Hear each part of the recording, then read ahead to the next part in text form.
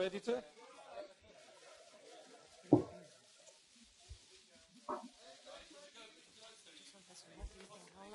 You come here. Closer together. How was it this morning? Probably back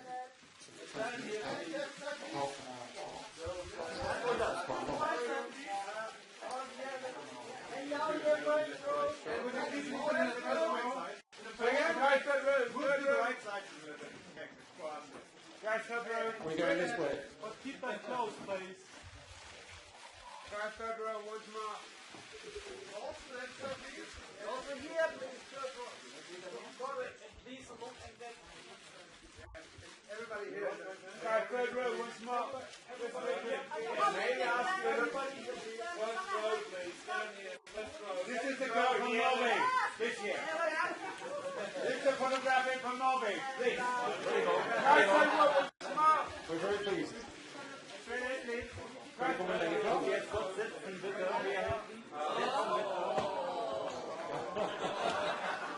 Guys, once more, third row. Would you like to go down on your knees for a short time?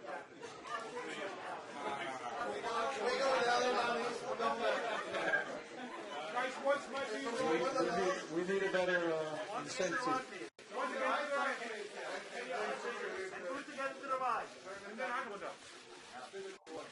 Okay, maybe I'll still look right over here. Guys, so good.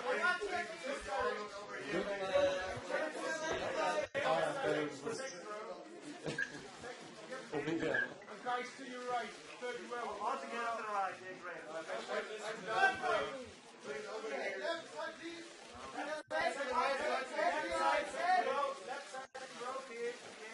And straight, guys, straight.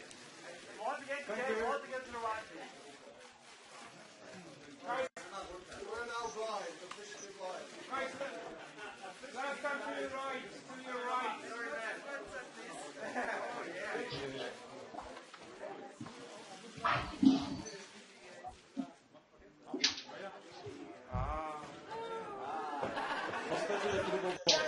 Guys, start on your right side.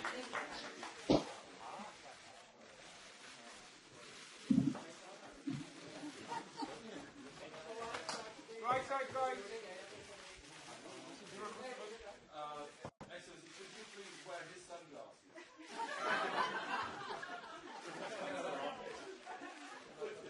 Afterwards. Good try. Backstage. Straight, guys, straight.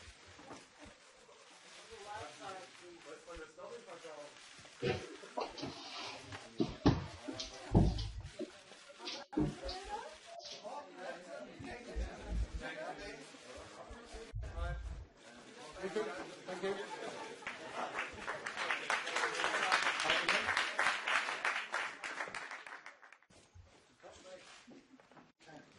Well, good afternoon. My name is Tom Bromley. I'm an English music writer, so I'm going to interview the guys for a little bit, and then we're going to throw the open audience for some questions afterwards. I wanted to start just actually with a quote from one of the new songs, Open Face, which begins, "It's been some time since we've spoken. I guess you're wondering how I've been." Which seems quite appropriate. So, how have you been? Very well, actually. Myself, I've had a great run the past 4 to 5 years now, doing my own stuff musically.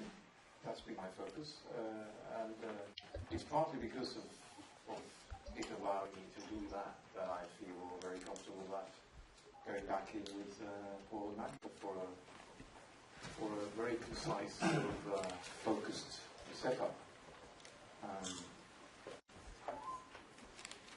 That's been necessary, I think. I was at the point there where I was really looking forward to attacking other things. And I have been doing that. And I am very pleased with what I have done. So I'm kind of I'm in a good place. Okay, brilliant. I know both of you have been pretty busy. I've been super busy. In the last 5 years, I've released one song. Very, very busy.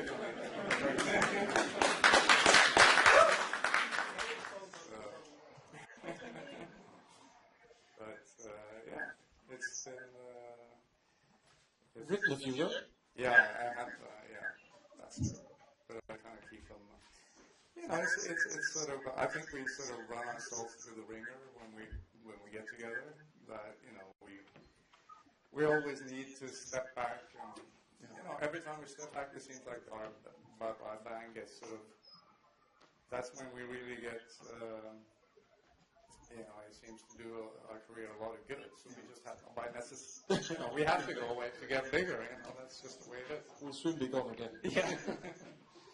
And in terms of the new album, my understanding, it's sort of almost begun in quite a sort of low key, almost kind of organic way, sort of dropping in. Well, that was the beauty of it, because when you don't have any expectations and no deadlines and whatever, you can really get back to when we were kids, just kind of getting to the, because we like music and we like to see what happens. So for me, it was the perfect start of an album, just to have nothing but just, what can we do? What happens now? And there's this great quote from you where you said it was exactly as we started in my parents' cabin way back in the 1980s. Some instruments, a song, a voice. Yeah. Yeah, I mean, you do get caught up, things get into patterns, you do this, you have to do that, and, you just sort of, it's exciting, but at the same time, it takes away a little bit of that sort of supernatural, where things are allowed to evolve without having anybody having opinions.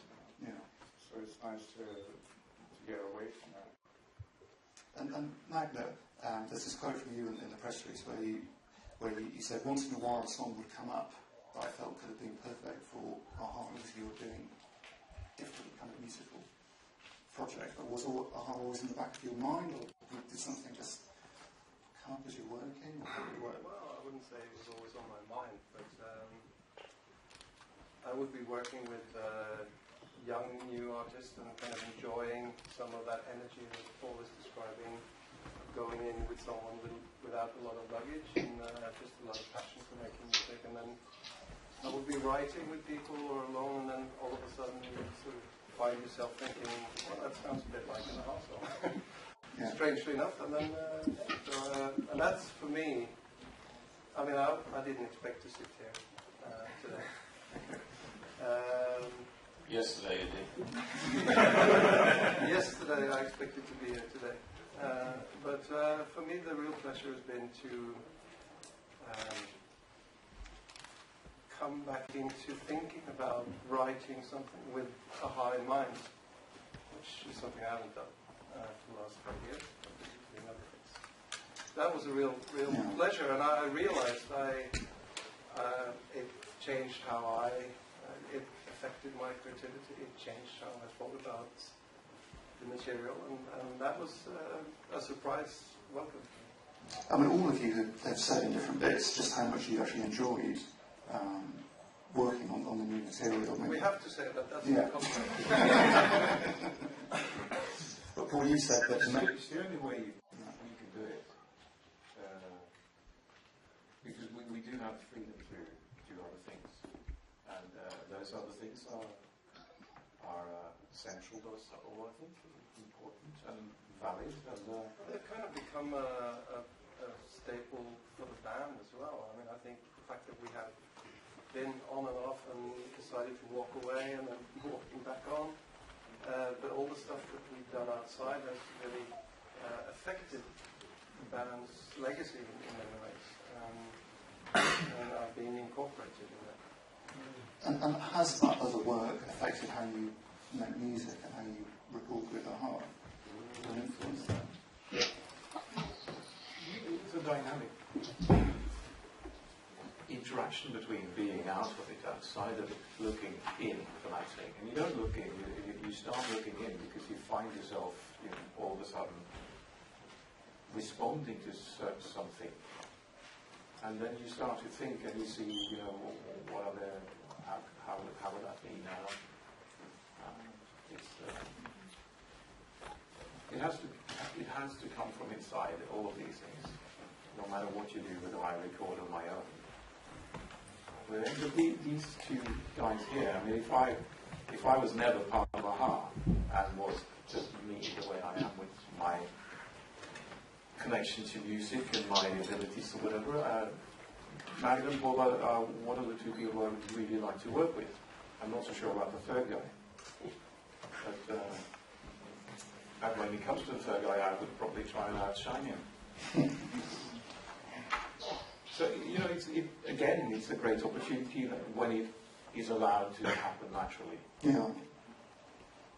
And there's a quote from, excuse me, there's a quote from Casting Steel as well, where it's like about sort of setting stone and casting steel, and in a way that to me seems to encapsulate sort of where you are. You're very much, you're very comfortable with yourselves. You know who you are, and there's a kind of confidence there from that. Well, at least you know never to trust us, so when we say we go away, don't listen.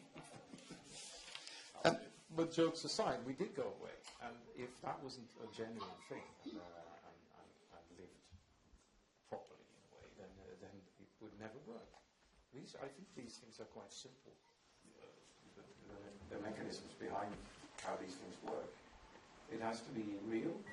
It has to be perceived as real, and then the next process, the next thing that comes along, is allowed to also be genuine. Yeah. So it should have been called casting clay, really. Yeah. It's very soft. But the real thing is really important. I feel now with this album, it's so many ways to make music now, and you can make a very professional sort of product from quite simple, just a computer and whatever. So for me, it was very important to step away from that and just make everything handmade. There's nothing on this album that is from a drum library or a preset or whatever. Everything is sort of made from scratch. Yeah. You just build it up from a couple of...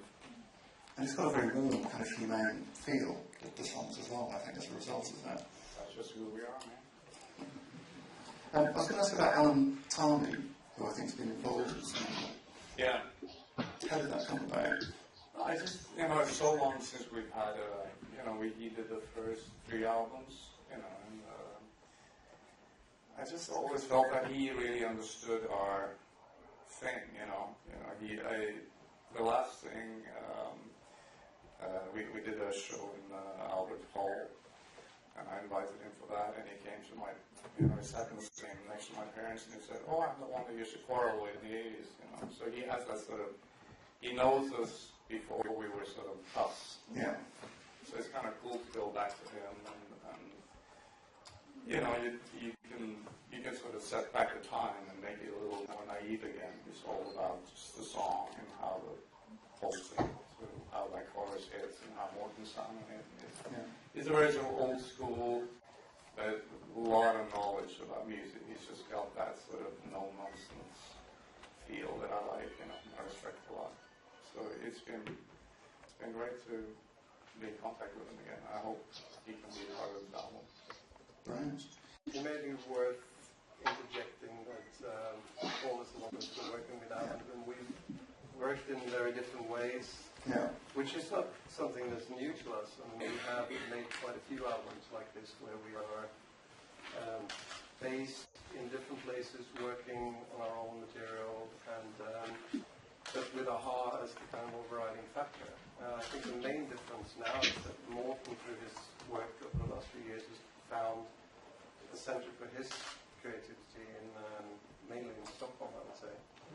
So we've had really 3 camps working, shaping an album without really knowing, the left hand hasn't really known what the right hand has been doing. Which isn't new.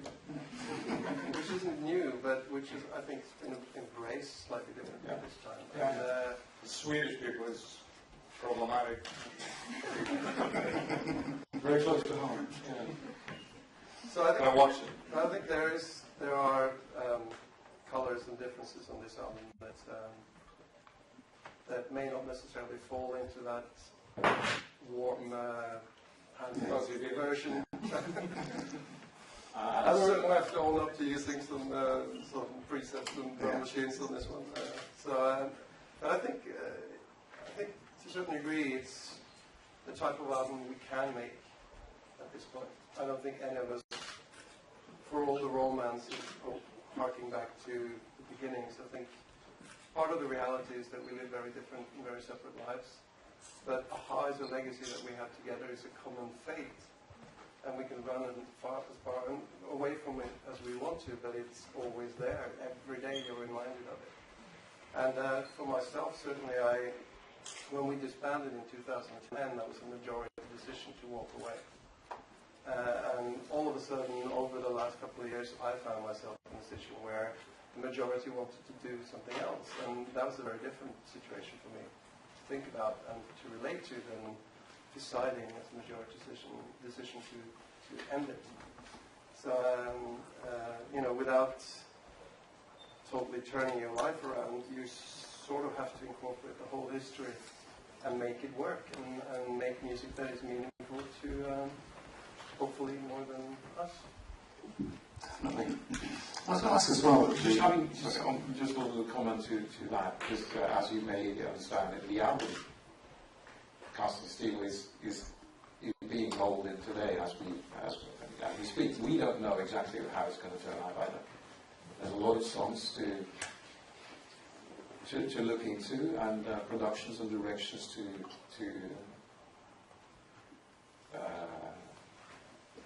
sort of taste your way through.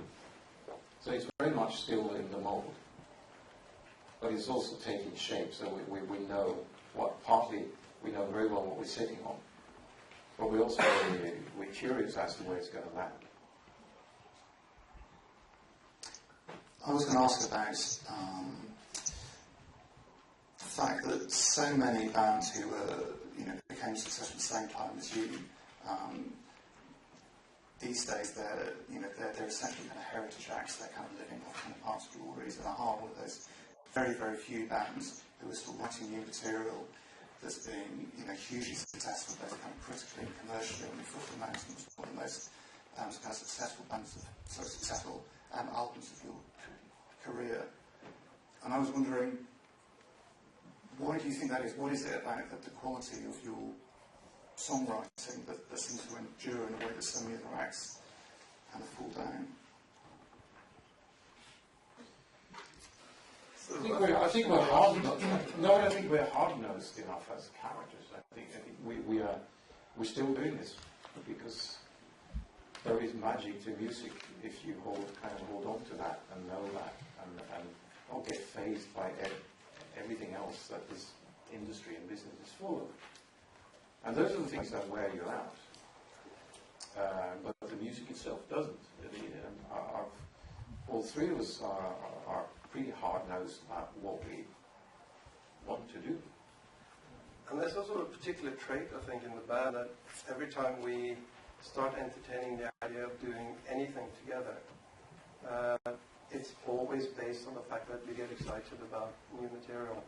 You start saying, let's do this one concert, let's do this, and then immediately it's like, all right, there's new material happening, and it spawns a kind of a revitalization of the creative aspect of it. And I don't think any of us would be really interested in kind of touring around as a heritage act. And it just shows every time we kind of come back in our minds to doing one particular thing, it immediately involves new material.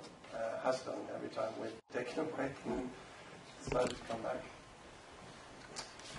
Can I ask about going back on tour as well? So you announced today the first set of dates in kind of Germany and Switzerland, Austria. Is that something you're looking forward to kind of going back on the road?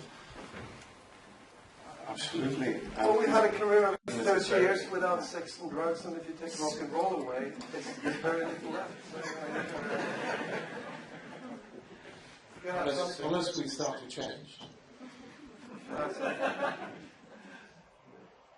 You promised me that we would be junkies during our 90s.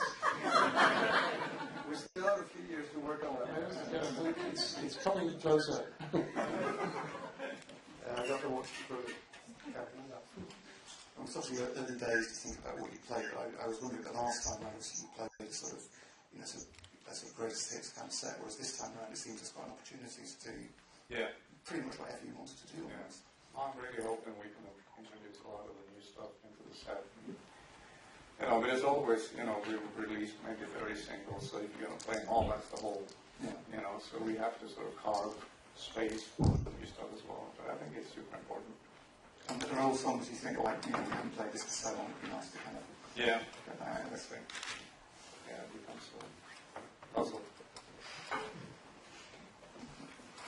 And one of the, you know, one of the big tour dates obviously is the Rock in Rio concert in September, which you must all be looking forward to. Yeah, absolutely. Yeah, I sort of tricked a little bit into that. And the thing is, you know, to do that, well, it's just a good example. To do Rock in Rio, to walk onto stage there and not do anything new at the same time feels very wrong. It doesn't mean that we use it as a stage to present a lot of new material, but to not have anything that is now feels just wrong. And I think that's one thing we have in common. And I think that the timing was fantastic. Obviously, it's the 30th anniversary of the Rock in Rio. That's also the 30th anniversary of, you know. It's a devilish managerial plan behind it all. But, I think that's kind of just a coincidence in a way that it's happening now. Yeah. But of course, when you realize this is a 30-year anniversary, it does stand for something. It does affect you. It becomes, you know, you look back and you think, my God, 30 years, that's a long time. It's sort of a little bit like, that's going to be our first show. I'm a little bit like, okay, let's not screw that one up here. But we always did that. We always started with the difficult ones. I mean, what are your memories? Obviously, the original concert in 1991, you played to 198,000 people. I mean, that must have been an amazing experience. Yeah, that was totally unique. I mean, I really felt that we sort of came into our own as a live band at that point. You could do so much, and it was all a very tight sort of setup we had with only 9 on keyboards, and you could change the whole set during the sound check and just try that out that night. So it was a big sort of. I think we really learned a lot on those tours. So that was We started out as a studio band, so that's when we kind of learned how to do that bit. Who we were, and. The live element has always been, it became even more important than maybe it would have been had it not been for those things steering our fate in the early days. Anyway. So, I mean, looking back over your 30 years in the music industry, what would you say were the biggest changes now to kind of how it was? I mean, maybe you were talking about how the difference in recording now. Essentially, you can do an album recording in different parts of the world and pull together. I guess one thing that we have, one great thing about the history is it can't be taken away from you. And we have lived through many changes in the music business, and been fortunate enough, I think, to live at a time where an album was a collection of songs that you worked on as a whole. And then today, of course, is slightly different.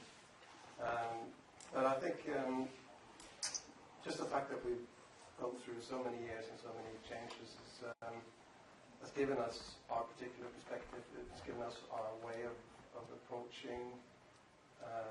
We still think of it as a record, I think.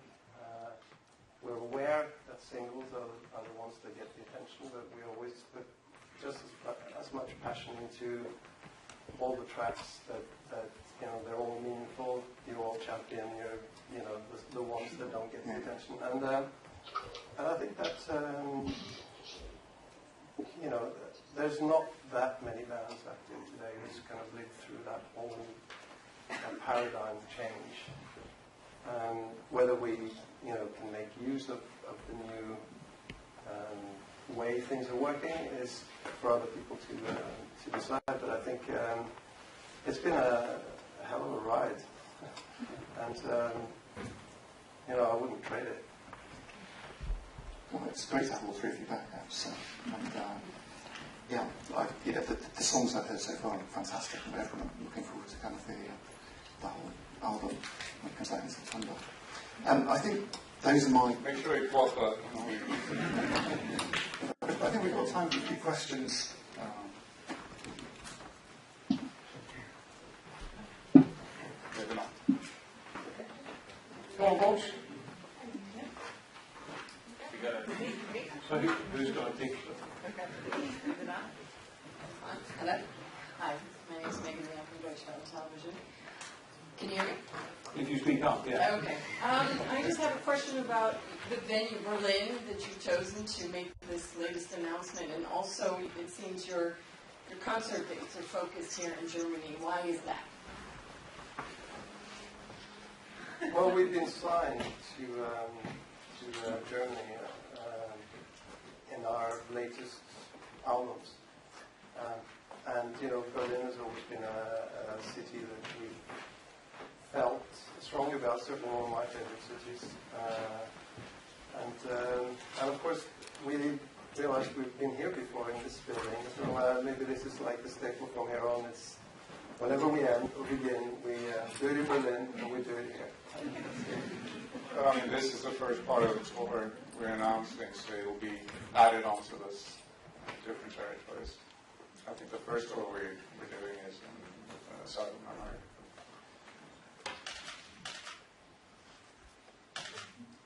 There's a question down. Hello, Christina Bishop, RTN2 Radio. I have a question. In terms of experience, you've been at both places, being gone and being back. What do you prefer, saying goodbye or saying hello? I think they're both very important and genuine at the right point of time. You can't really say one without the other, you have to.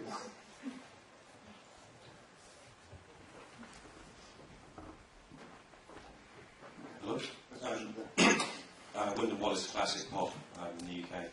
I'm just wondering, what was the point of breaking up in the first place? Breaking up bands doesn't seem to really mean very much anymore. No. Well, breaking up is something that happens when it does. As a result of a process that is pointing the finger in that direction. And then when you get back together, the finger has shifted direction. But The middle finger? the alternative is obviously suicide, where you have to do like a James Dean thing. But, Too late for that, mate. Never too late for that. I guess, yeah, your question is is a question we expected. So I'm the one asking it. But is it a good one? It's a dirty job, that's all we've got to do. But I guess, you know, you could go on and kind of have, and to a certain degree, I mean, our common history is a legacy. It's a kind of a common faith. It's a bit like a marriage. But you know, some people stay married for the right reason or the wrong reasons. Some people have to try other venues. I think for us, it's whenever a situation occurs that feels like it's going to go into a stalemate or an unproductive situation. It forces us to think long and hard about whether we want to do it or not. And I personally would be very uncomfortable about doing some things for without feeling that it was you know, the right thing to do. And that does change. You know, what's right in 2010, it's clearly wrong in 2015. I'm happy to admit it. Which is fine, because in 2011 we were broken up. We were not together. What, 2012, 13? Where are we now? 15? So it is true when it is, but you frame different periods in time. And you could either, if you stay together for keeps, then you frame a long period of wasteland, probably, at times. So for me, it's very simple. If we have more to say, why wouldn't we say it? You know, we have, there's more to be had. You know, why would we quit it? I always felt that was a forced decision, just based on personal. You know, I obviously get tired and we get fed up or whatever. But if a band in itself has more to present, why would we do it? There's a question down here. Hey, Amen, willkommen retour. Was that right? That was close enough. I tried my best. I wanted to know, you guys release a lot of records. How difficult is it to still to keep the inspiration and overcome like a creative crisis? Do you have like an advice? Break up. Except of break up. No, I think we have to be real about it. It was not just that we hadn't necessarily ran dry in 2010, but we'd been together, like we did say back then, we've been together for 25 years, and there were other things in our lives, certainly in my life, that I wanted to focus on and do, which is difficult to do whilst you're doing also our heart. So just, looking at what happens and what you produce, what you end up doing, it makes sense. Creative crisis is the best thing. I mean, without those, we've been nowhere. That fuels the whole thing. Absolutely. Okay, there's a question. Yeah, just in front of the camera. Hello, I'm Alina from RTL Television. I have two questions, as I said before. First of all, doing music after 30 years, how much are you under pressure? Are you still relaxed and say, okay, we have enough of fans, they will love our music, or do you really feel pressure? I don't know if it's any different today than it was in 83, 85, any time really. But we don't make music that's kind of being ordered by other people to listen to. We make music genuinely of who we are to the best of our capacity at any point in time, and then it remains always to be seen how it lands with people out there. But we're not doing it in order to hit some target. You can't really think like that, I believe. And my second question is, sorry, I have to apologize to ask you this, but the car I'm crash... very curious now. No, the car crash yesterday, what happened with the German-British airplane, can you give us any statements to that? Statements? Yes. How do you feel about it when you heard that the airplane crashed? It's always devastating. No, nobody wants that to happen to themselves or to anyone else. It's a part of your job to travel. Are you afraid now? No, it doesn't change that. And there's nothing you can do about it really. Whatever happens, you need to just tackle, head on when it happens. Thank you. Dankeschön, wir sind leider mit der Zeit am Ende. Wir müssen hier leider jetzt Schluss machen. Are you going to tour in Norway? On tour in Norway? There are no plans at this point. We've done pretty much everything we can do in Norway. We've played tiny little places. We've played, to 150,000 people in parks. We've done pretty much everything we can. But Norway is our home country. It's something we think about. Well, playing in Norway has come in waves during the 30 years or 25 years back then. And last wave that we had, we did quite a lot in Norway, but it's 5 years ago, so who knows?